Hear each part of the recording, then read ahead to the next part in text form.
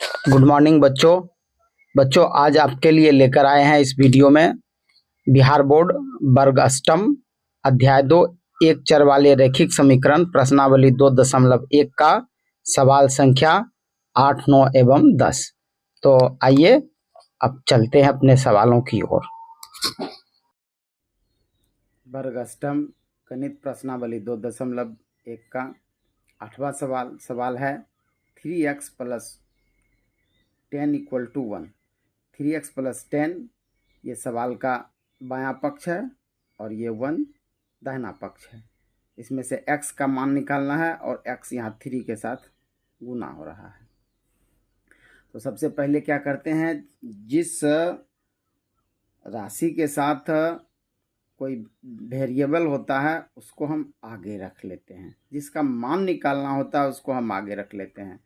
तो यहाँ 3x आगे है ही। अब अगला स्टेप, हम सजातियों को एक साथ कर लेते हैं। तो इसमें 10 और 1, 10 और 1 दोनों सजातीय है। 3x ये अलग हो जाता है, इन दोनों से अलग है। तो 3x = बराबर के निशान के दाहिने तरफ 1 है और इस 10 को बाएं तरफ से उठाकर दाहिने तरफ करते हैं। तो आपको पता है कि जब जगह बदलते हैं तो चिन्ह भी बदलते हैं। इस 10 को बराबर के निशान के बाएं तरफ से उठाकर दाहिनी तरफ ला रहे हैं, तो यहाँ ये प्लस में है तो इधर माइनस में हो जाएगा। अगला स्टेप, 3x = 1 में से -10 घटाए तो हो गया -9, या x = -9/3। ये काट दिए, 3 तिया 9, तो बचा x = -3। ये हो गया आंसर।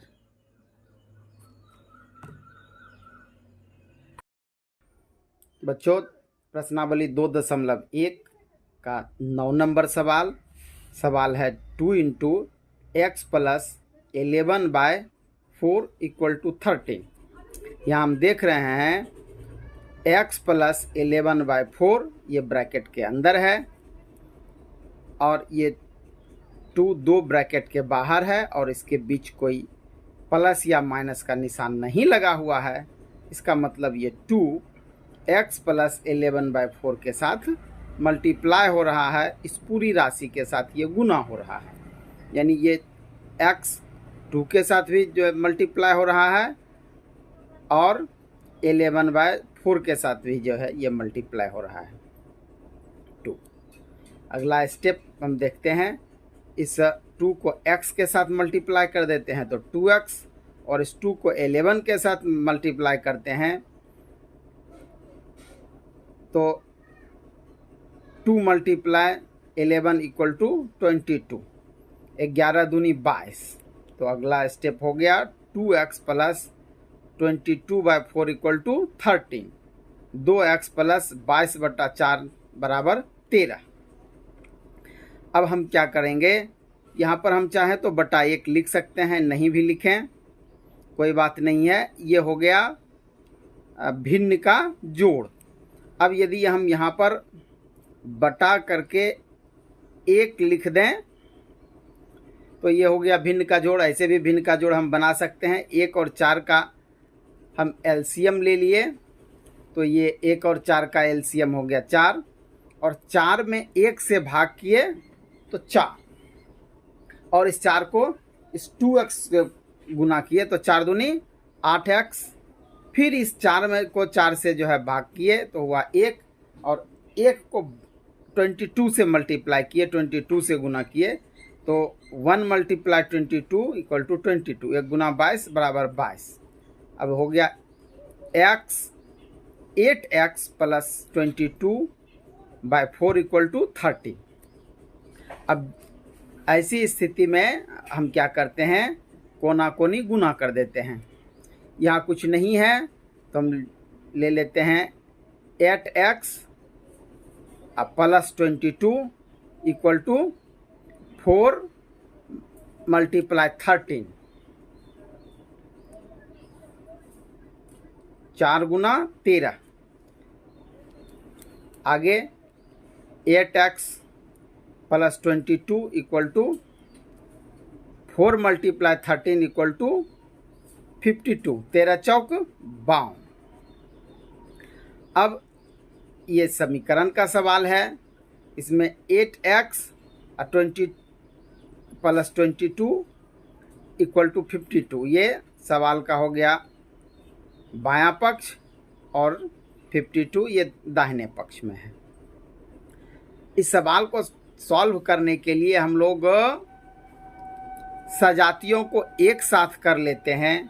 तो यहाँ पर ये 22 और 52 सजातीय हैं और 8x अलग हो जाता है, और इसका हमको मान भी निकालना है, तो सजातियों को हम एक साथ कर लेते हैं, बराबर के निशान के एक तरफ कर लेते हैं। अभी हम देख रहे हैं ये 22 बाएं पक्ष में है, 52 दाहिने पक्ष में है, और दोनों को एक पक्ष में लाने के लिए हमको क्या करना है, ये 22 को बाएं पक्ष से उठाकर दाहिने पक्ष में लाएंगे।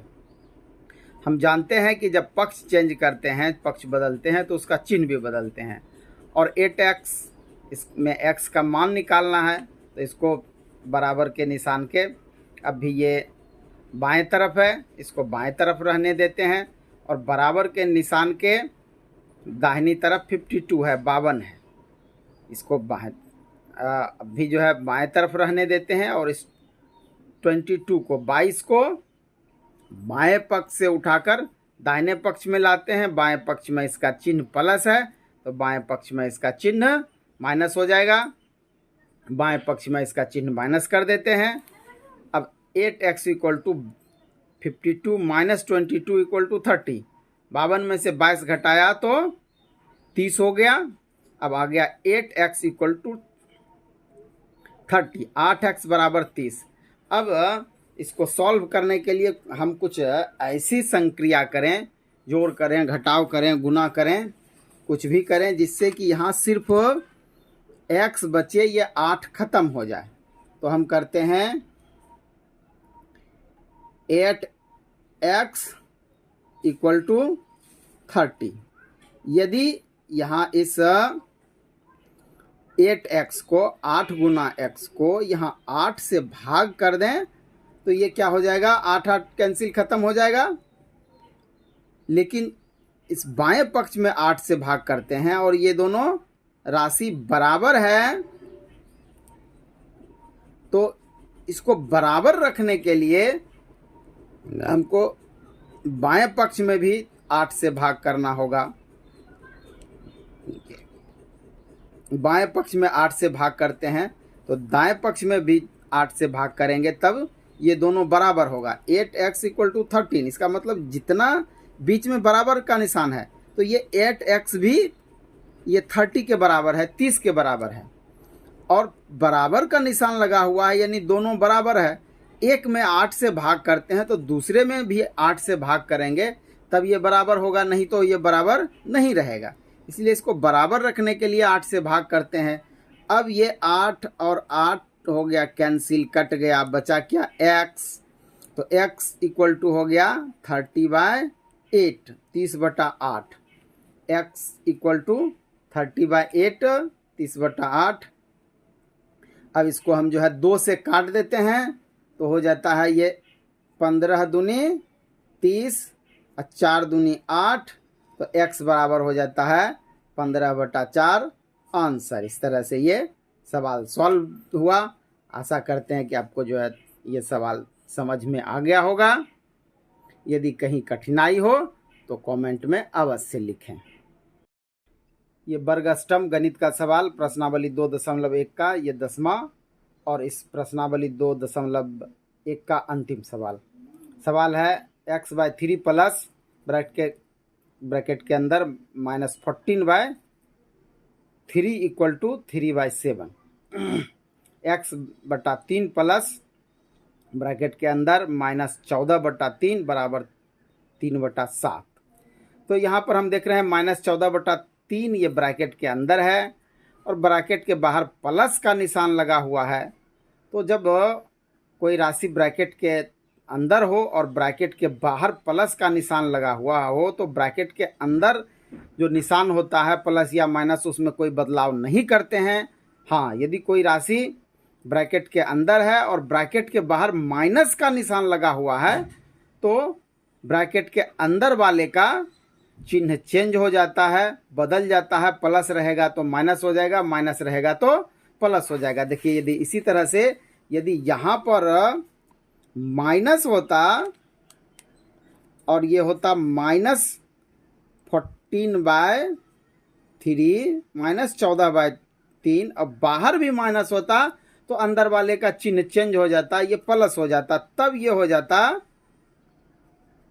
+14/3। इसको प्लस कर देते, लेकिन चूंकि ब्रैकेट के बाहर प्लस है और प्लस रहने पर ब्रैकेट के अंदर के चिन्ह में कोई बदलाव नहीं होता है, ये माइनस है तो माइनस ही रहेगा।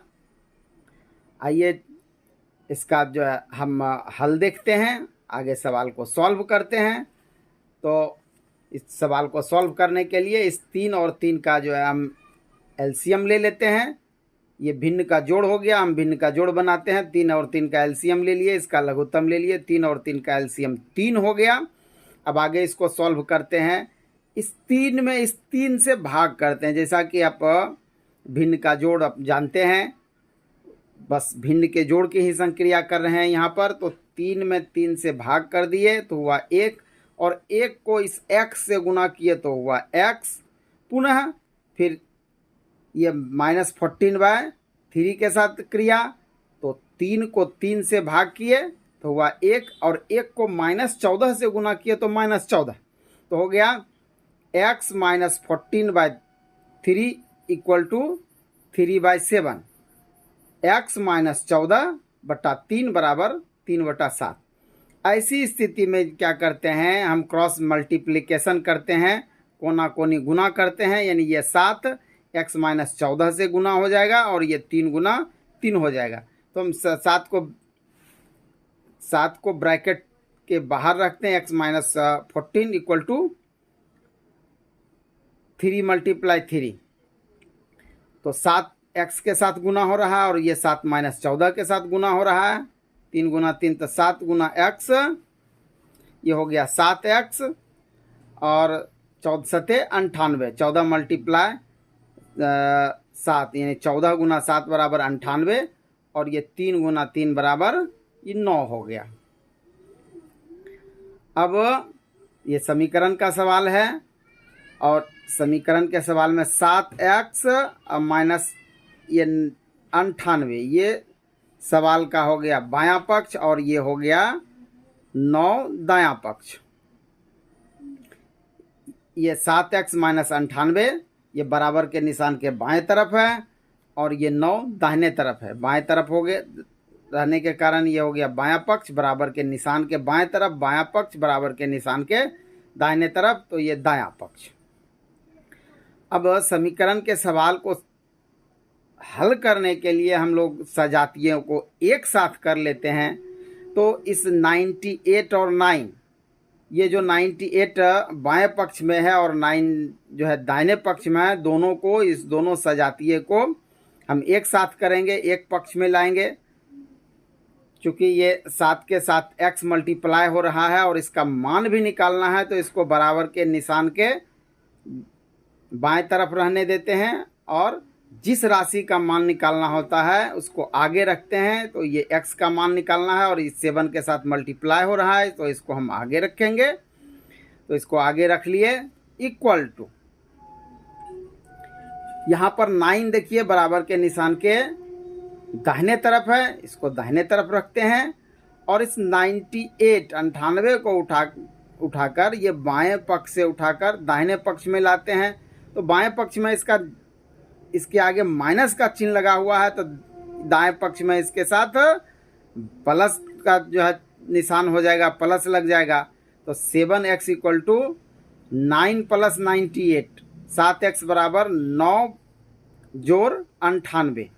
अब अगला स्टेप हम क्या करते हैं, 9 को 98 के साथ जोड़ देते हैं तो 7x बराबर 107।